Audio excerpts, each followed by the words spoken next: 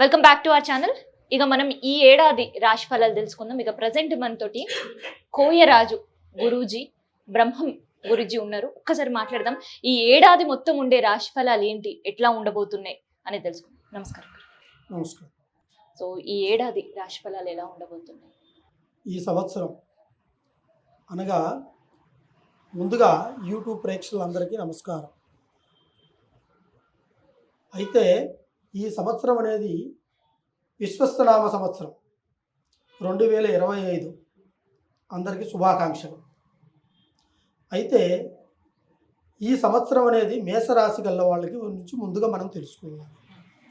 ఈ మేషరాశి గల్ల వాళ్ళ విధానం ఎలా ఉంటుందిరా అంటే, వాళ్ళ ఆలోచన, వాళ్ళ ప్రయత్నము ముందుగా రేపు జరగబోయే దాని గురించి ఈరోజు ముందుగా ఆలోచించే ఆలోచనలు ఉంటాయి. కానీ దాన్ని బట్టి వాళ్ళు ఆలోచించి చేయలేరు, మధ్యలోనే డ్రాప్ అయిపోతుంటారు. ఒకటి. రెండోది వచ్చేసి వీళ్ళకి ధన సంకల్ప ప్రయత్నాలు అనుకూలంగా ఉండవు.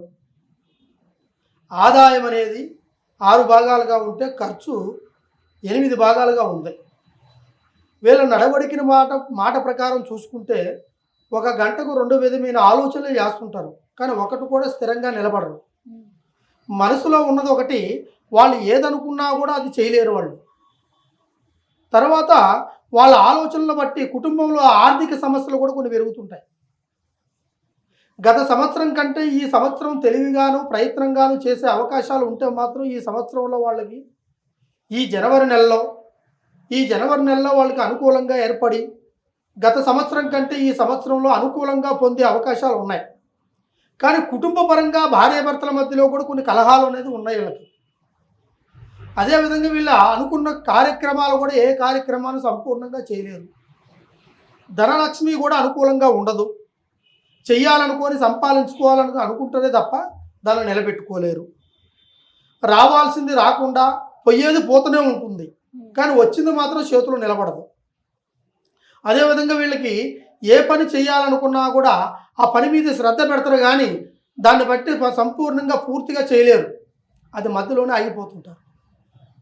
అదేవిధంగా వాళ్ళకి కొన్ని కార్యక్రమాలు చేయాలనుకుంటున్నారు.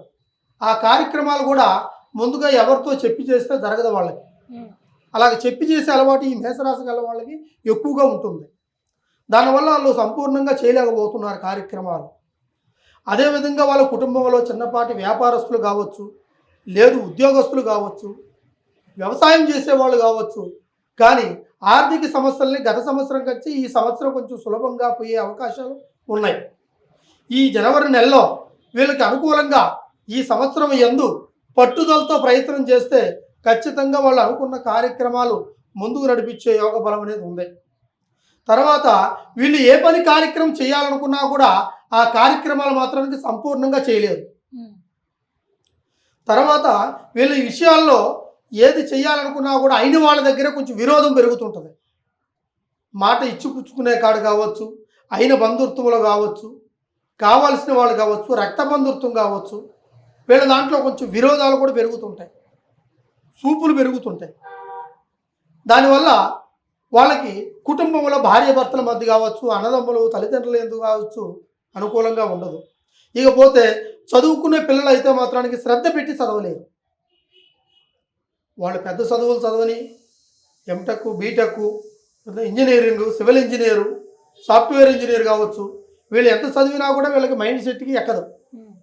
అదేవిధంగా ఉద్యోగస్తులు వాళ్ళు ఎంతో చదివి ఉద్యోగానికి ప్రయత్నం చేయాలి కదా అనుకుంటారు, కానీ అది ముందుకు రాదు. వాళ్ళకి అది ముందుకు రావు. అది కూడా వాళ్ళకి బ్రేక్ పడుతూనే ఉంటుంది. తర్వాత ఈ ఉద్యోగంతో పాటు విదేశ ప్రయాణం కూడా చేయాలనుకుంటారు వాళ్ళు. ఉద్యోగం చేసేవాళ్ళు అక్కడికి పోతే జాబ్ వస్తే మనకి 10 రూపాయలు సంపాదించుకోవచ్చు, మంచి స్టేజీలో నిలబడచ్చు అనే పట్టుదలతో చదువు మీద ఆలోచన శ్రద్ధ పెట్టి చేస్తుంటారు. కానీ అటువంటి వాళ్ళకు కూడా ఈ యొక్క రాశి గల్ల వాళ్ళకి దగ్గరకు వచ్చి దూరం అవుతుంటాయి. కాబట్టి వీళ్ళ విషయాల్లో కొన్ని జాగ్రత్తగా ఆలోచించుకొని అడుగు ముందుకేస్తే ఖచ్చితంగా వాళ్ళు అనుకున్న కార్యాన్ని సిద్ధి చేయవచ్చు, ఆ ఉద్యోగాన్ని సాధించవచ్చు, ఆ కార్యక్రమంలో ముందు అడుగేయవచ్చు.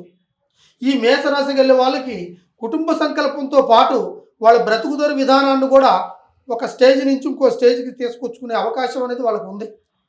కానీ ప్రస్తుతానికి మాత్రం వాళ్ళకి ఏ కార్యాల్లో గాను, ఏ అనుకున్న పనిలో కానీ కొన్ని ఆటంకాలు కలుగుతూనే ఉంటాయి. అలా కలిగినాయి అని చెప్పి మీరు అధైర్యపడద్దు, ధైర్యంతో ముందుకెళ్ళాలి.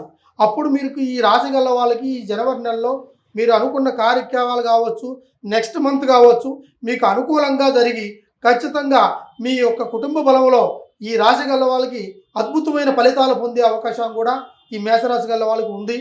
కాబట్టి మీకు ఎటువంటి సమస్యలు ఉన్నా కూడా మమ్మల్ని ఒకసారి సంప్రదించండి. ఈ కింద నేను కనబడే నెంబర్కి ఒకసారి కాంటాక్ట్ చేస్తే కంపల్సరీగా మీకు సరైన పరిష్కారము చెబుతాము. ఎటువంటి ప్రాబ్లం ఉన్నా కూడా, ఎటువంటి సమస్య ఉన్నా కూడా ఖచ్చితంగా మిమ్మల్ని పరిష్కారం చెప్పి దానికి సరైన స్థానంలో మీకు నిలబెట్టే అవకాశాన్ని కూడా నేను చేయగలుగుతాను. సర్వే జన సుఖనో భవంతు. ఆయురారోగ్యంతో అందరూ వర్ధిల్లాలి, అందరూ బాగుండాలి, అందులో మనం ఉండాలి. ఓం నమః శివాయ.